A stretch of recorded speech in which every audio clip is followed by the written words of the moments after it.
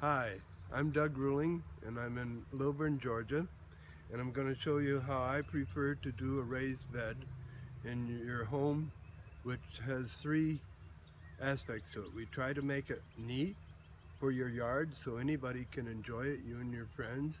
Try to make it easy maintained, and also try to utilize the soil that we got to create the full bed where we don't have to buy a lot, and also create more soil for the future.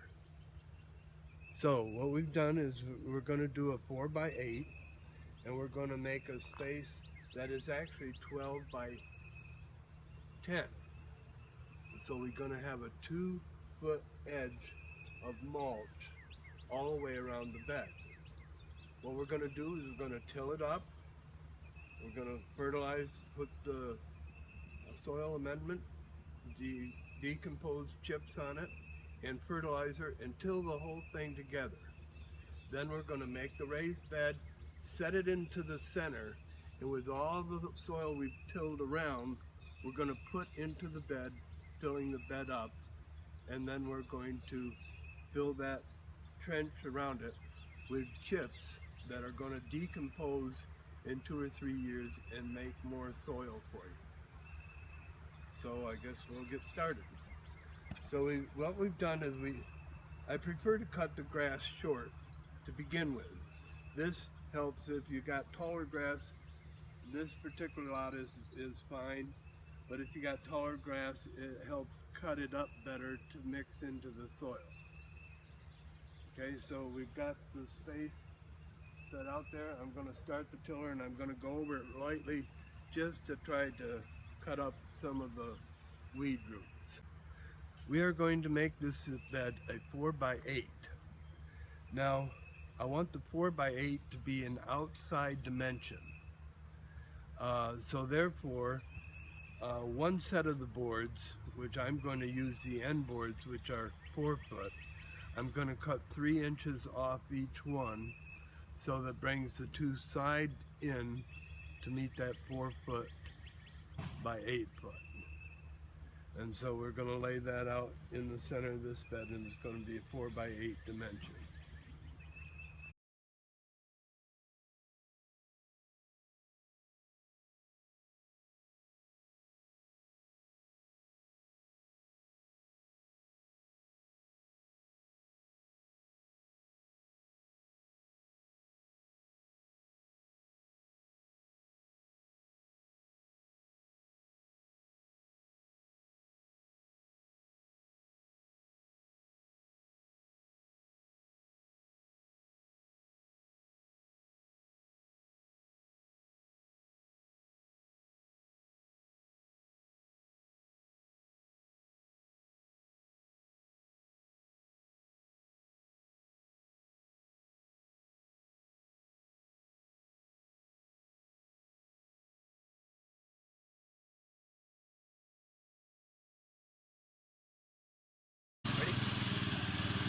So while we're putting this thing together, we thought it would be worth kind of detailing exactly how it's going together, and really it couldn't be simpler. While Doug keeps going with rototilling, we'll yell a little bit and try to show you how we're just kind of throwing this box together on the ground. We picked a level spot on the patio, and this is being built upside down so that the top is all going to be level, and then when it comes time, you can see the legs sticking up here. We've just sort of laid everything out. I'm going to start screwing it together. When it comes time, we're just going to lift it up, flip it, and throw it in the bed. These will kind of sink into the soil a bit and help to hold it in place even after it's full. So as far, if you want to come in a bit closer, we can see as far as actually putting this corner together, this isn't screwed in, but we've just got it laid out where we think the box should go. This isn't really fine furniture building. We just kind of hold it in place, drill some holes for our screws. Pilot holes always help so that you don't split your wood, even though these are pretty big beams. It doesn't hurt. Just pick 2, and that's that. Now that we're drilled into this side, we just add some giant screws.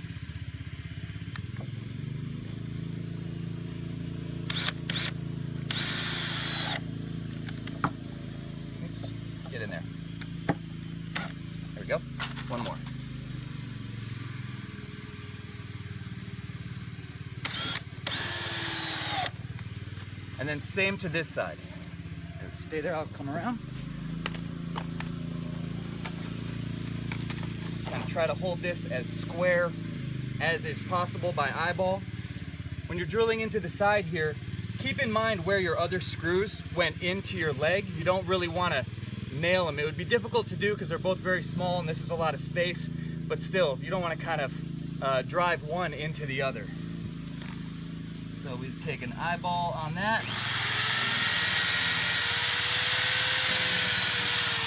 And that one.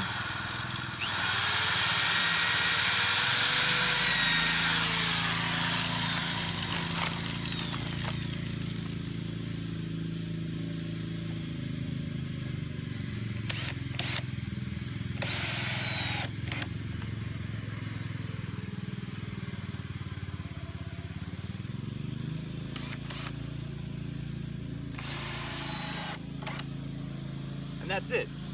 We do the other two corners, and this box is done and ready to go into the bed as soon as Doug is finished rototilling all our soil amendments in.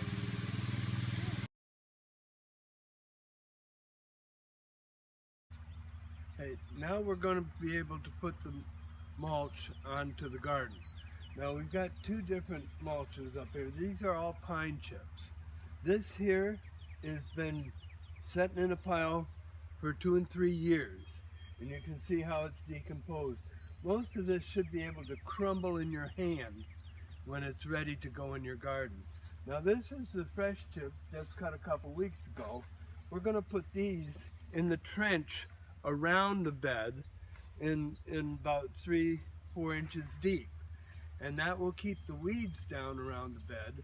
But also, as it rains and rots, in 2-3 years you will have more of this, which you can start another bed, or this bed is going to lose the soil as it ages. It's going to compact again, so you always want to have more to add to it, and this is going to help build your reserve of mulch in the future. So what we're going to do is take this mulch and spread it on top of the tilled ground a couple inches deep.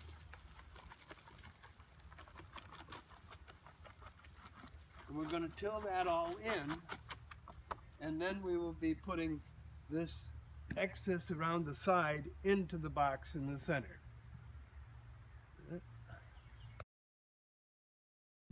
Action. Okay, now that's what I call my tiller waltz. When you use a rear tine tiller, you've got to learn to dance with it, because if she steps on your toes, you're going to go to the hospital. So, but it is a great tiller because it does its own work. You don't have to force it down. You can walk one handle beside it, and it's a little harder on a small patch, but if you have a long run and such, it just does fantastic. This thing's been with me for 27 years, and it's put together with pieces, but it still works. Now we're going to add the fertilizer, and we're going to do one more pass to till that in good. Then we're going to bring the box up and set it in the center. And after I set it in the center, I'm going to put it aside, and I'm going to take steps around where I want the box is going to be. This is going to compress the soil a little bit, so the box is going to set like an inch inside the ground, and because everything's going to set, so I'm trying to preset the box a little bit. Okay, we're using a fertilizer that is produced by Misty Growers up in Livonia, Georgia, which is the poultry capital of the world, from what they tell me. And what they've done is produce this chicken, granulated chicken poultry litter, and it's actually weak. It's a 422, because as many people know that chicken manure can burn your vegetables, but it is great manure. So they've processed this into a good fertilizer for gardens. They use it on golf courses, everything, you know. But so we can use a higher quantity of it. We can use 5 pounds in a lot like this. So you want to make sure whatever fertilizer you use, you do read your labels properly, because you probably don't want to use 5 pounds of other fertilizers because it would be too much. But this is what we put on here, and I like it, and it does great for vegetables. So we're going to get the box and start filling it.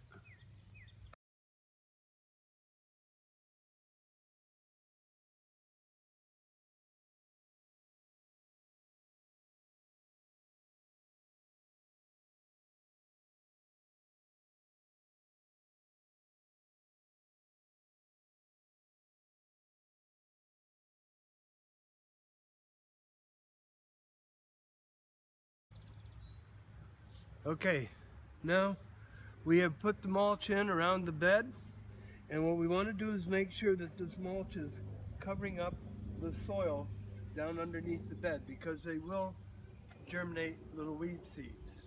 Now, one thing about mulch, and if you get the weeds when they're small, you see some coming up, you can just take your foot in the mulch like this, and that will cut them off. But you want to do it when it's small. Now, another thing that will help the weeds is when you're mowing the grass. If you look out there, you've got the clover, and all these things are producing weed seeds. So cut the grass, blowing it away from your garden, and until you get out 3 or 4 paths, then you can start blowing it towards the garden. But that just keeps any little weed seed. It helps. It's not going to control it all, but every little bit helps. But this is the finished bed. It's ready to plant. It will settle some. The fertilizer and red clay actually is pretty good to mix in with your soil, because clay holds the nutrients. Sand releases them. You know, you leach all those stuff out of sand, but the clay has little granules of rich soil. So add the compost to it and it will go good. Now there's alternative uses to a raised bed. Is you could do another bed next to this and not put so much soil in it, only a couple inches in the bottom, and you can cover it with plastic or something in the wintertime with a little frame. That's why we did this etching, because if I get an 8-foot board, it's going to go from this edge to that edge, and not if I get a 4-foot board, it's going to set in between here if it's not cut down a little bit. But you can use it as a cold frame to grow lettuce and such in December and January, and start your cold climate crops like your chard and things like that. Use it as a little hot house, and just have have it where you can cover it, raise the cover in the day when it's hot, and then so that's why we try to keep the dimensions good, so you can put something on top of it.